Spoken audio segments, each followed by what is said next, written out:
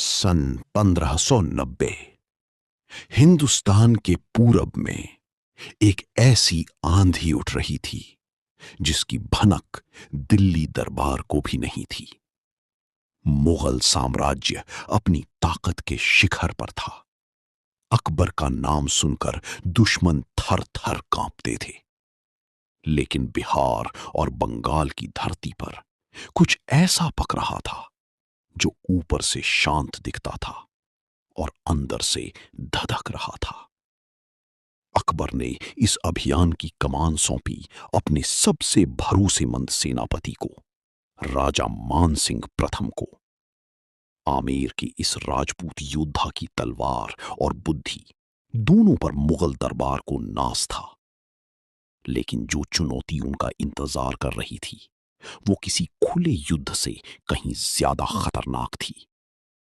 बिहार और बंगाल के स्थानीय सरदार जो मुगलों को नमस्कार करते थे, जो उनके दरबार में झुककर सलाम करते थे, वही सरदार रात के अंधेरे में आपस में मिल रही थी। गुप्त संदेश भेजी जा रही थी, छिपी हुई हथियार इकट्ठे हो रही थी। एक ऐसा गठजोड़ बन रहा था जिसका मकसद था मुगल नियंत्रण को जड़ से हिला देना। सोचिए उस वक्त की तस्वीर, घने जंगल, उफनती नदियां और हजारों गांव जहां हर घर में अनिश्चितता का डर था। आम नागरिक नहीं जानते थे कि कल क्या होगा। अगर ये बगावत फूट पड़ी तो सबसे पहले वही मारे जाएंगे जिनका इस लड़ाई से कोई लेना देना नहीं था। मान सिंह जैसे ही बिहार की सरजमी पर पहुंचे, उन्हें एहसास हुआ कि दुश्मन सामने नहीं है, दुश्मन साथ चल रहा है। जो सरदार उनकी सेना को रास्ता दिखा रहे थे, जो रसद पहुंचा रहे थे, उन्हीं में से कुछ के दिल में खंजर छुपे थे। ये सिर्फ एक सैन्य अभियान नहीं था, ये एक मनोवैज्ञानिक युद्ध था।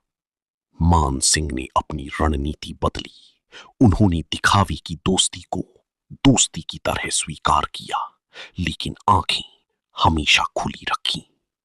धीरे धीरे एक एक धागा खींचती गई और जब गठजोड़ की असली तस्वीर सामने आई तो हलचल मच गई।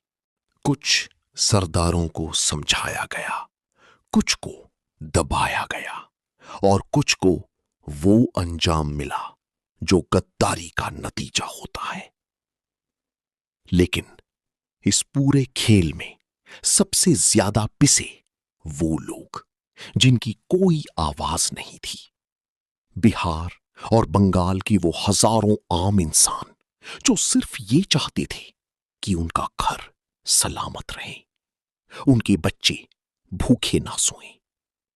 सत्ता की इस शतरंज में वो मोहरे बन गए जिन्हें कोई भी उठाकर फेंक सकता था।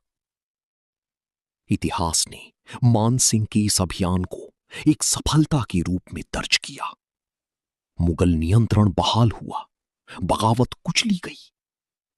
लेकिन जो दर्द उन गलियों में, उन खेतों में, उन माओं की आंखों में था, वो किसी दस्तावेज में दर्ज नहीं हुआ। और शायद यही इतिहास का सबसे बड़ा झूठ है कि जीतने वाले की कहानी लिखी जाती है, हारने वालों की नहीं। और जो ना